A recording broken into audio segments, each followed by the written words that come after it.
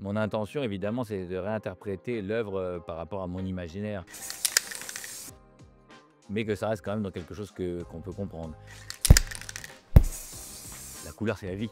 Donc dès qu'on a une réaction qui a un côté, disruptif, flash, avec un truc surprenant, surtout quand on met des sculptures d'animaux et qu'on en met par exemple une, rose, chromée, rose brillante ou fluo, je ne sais trop, c'est forcément ça choque. Ça choque, mais en même temps ça crée de l'émotion et c'est important pour nous d'être dans cet, univers un peu pop et de créer des couleurs comme ça qui sont joyeuses parce que ce qui nous intéresse c'est le positif, la vie et que quand quelqu'un se réveille ou et qui s'habille, qui passe dans la rue, qui voit une sculpture ou qui va en galerie, d'avoir la banane ou qui sourit, c'est un truc qui est plutôt cool, c'est une espèce de communication. Alors je ne choisis jamais les couleurs d'un animal pour sublimer l'animal, oui. Après, parfois il nous arrive d'être accord, parce que soit c'est des demandes, soit c'est une inspiration, soit c'est pour obéir à un événement, donc il peut nous arriver effectivement de garder les couleurs, les vraies couleurs, c'est compliqué, hein, les couleurs originales. Mais en tout cas, c'est vrai que ma tendance, c'est plutôt à réinterpréter et imaginer quelque chose qui soit un petit peu justement différenciant et qui donne un côté quand même justement qui interpelle. Parce que c'est vrai que bon, bah, si tu vois, j'en sais rien, moi, si tu vois une baleine noire, bon, ben oui, la baleine c'est noir, quoi, donc, ou blanc, mais donc du coup, l'idée c'est vraiment ça, quoi. Bah, le choix des couleurs, c'est vrai qu'on regarde beaucoup, on s'inspire de ce qu'il y a dans la nature. La nature, toutes les couleurs sont présentes dans la nature. Vous voyez des poissons, parfois, c'est incroyable. Sous la mer, il y a des bleus et des choses presque qu'on n'arrive même pas à répliquer tellement c'est magique. Donc, on a tout. Nous, on ne crée pas grand-chose, finalement, tout existe presque déjà. Quand vous voyez toutes ces couleurs, même avec des brillances, avec des paillettes, etc., mais tout est déjà existant.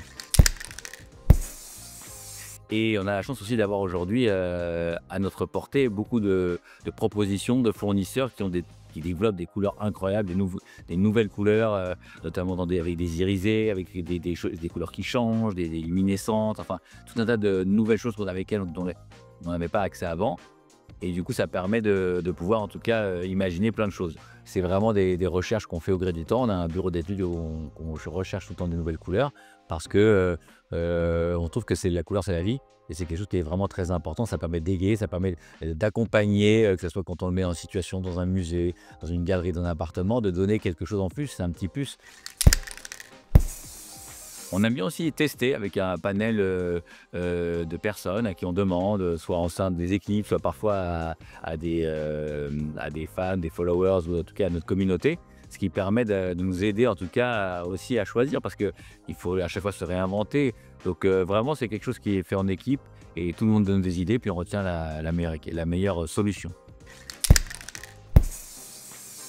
Alors c'est marrant les couleurs, j'ai toujours été très, très, très attiré, par la recherche des couleurs et ma première couleur pour ma première œuvre qui était le crocodile, c'était le rouge.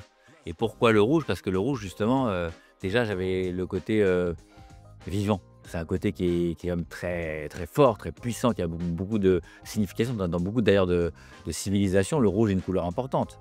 Vous allez en Chine, vous allez, je sais pas, même au Japon, vous allez, enfin d'ailleurs le rouge c'est vraiment, beaucoup de drapeaux, c'est vraiment il y a un côté très, très fort avec cette couleur qui je trouve est extrêmement vivante et quand vous avez un décor même assez neutre, le rouge tout de suite vient apporter quelque chose de peps et il fallait que ce soit un rouge quand même qui soit assez vif donc j'ai fait des recherches effectivement sur des couleurs pour créer le rouge sur Linsky et faire quelque chose qui soit en tout cas j'avais beaucoup de brillance, j'aime bien le côté brillant parce que c'est vraiment la vie. Toujours la vie, le positif, c'était quelque chose qui est très important pour nous.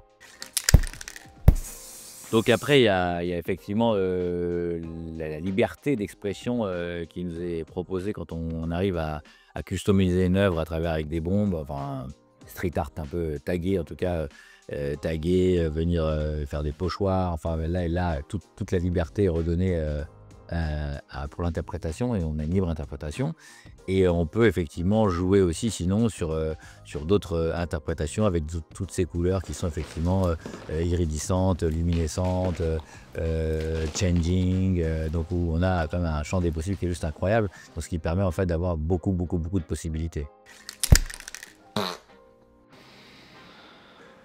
Créer une couleur.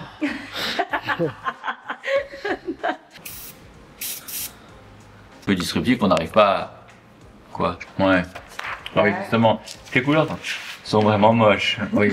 Sur le rouge comme Oui. ça. C'est horrible. Voilà. Oui. On voit un peu tout le... Ah ouais, Macron! Vas-y, vas-y. Oh ouais, Macron! Yeah! Get fly with the end, yeah, like, where are you? J'ai un peu répondu, quoi. Ouais, j'ai entendu. C'était la petite anecdote, voilà, du jour.